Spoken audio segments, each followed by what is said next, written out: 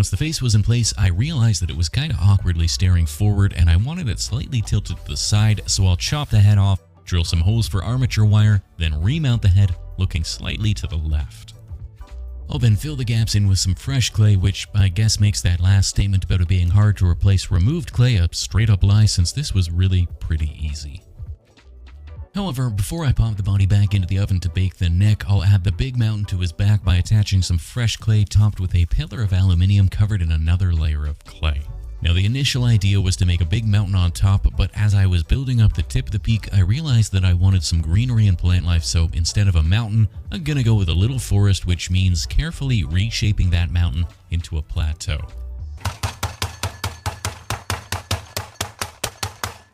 Perfect. I can then smooth and blend those seams together, add some more little rocky outcroppings along the shoulders and spine, then rebake the body and start adding all that delightful rocky detail to the freshly added clay. I also thought it might look a little more alive if I added eyes, but I wanted to keep it still somewhat mysterious, so I added those eyes while ensuring the camera was focused on the background.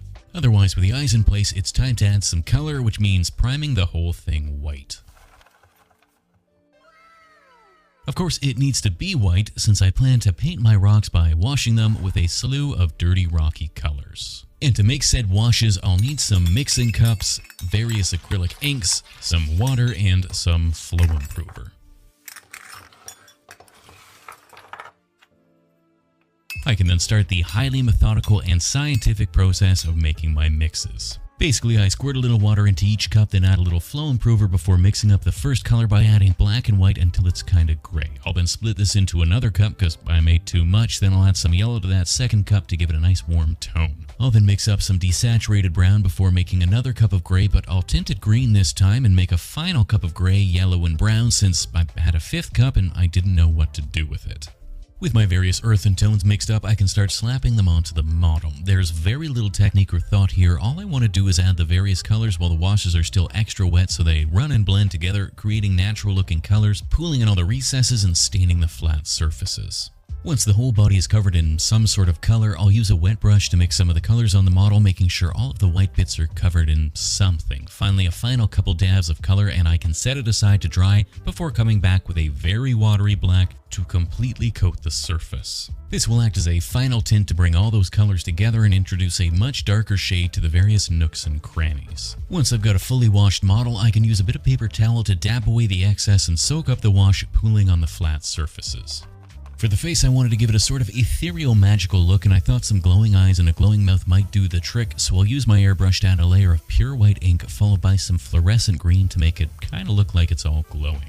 I realized about halfway through that what I thought was a good idea just ended up making my mountain elemental look like it was cosplaying as the Joker, but it'll take me a little while to fix it, so just bear with me.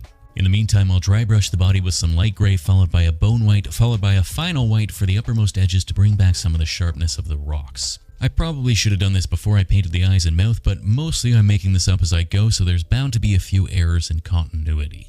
Otherwise, with the rocks looking rocky, it's time to make my forest, and to make that forest, I'm gonna use some kimchi and toothpicks. I decided that I wanted my forest to be a boreal forest, which means making lots of little pine trees, and to make my pine tree, I'll coat the tip of a toothpick in a thick dab of PVA glue, then sprinkle a copious amount of ultra-fine kimchi flocking over the top.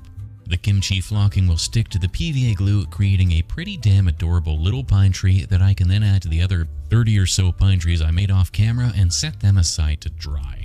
That being said, 30 pine trees a boreal forest does not make, so to save myself the headache of making a couple hundred pine trees, I'm gonna add a little lake to the center of the elemental's back plateau.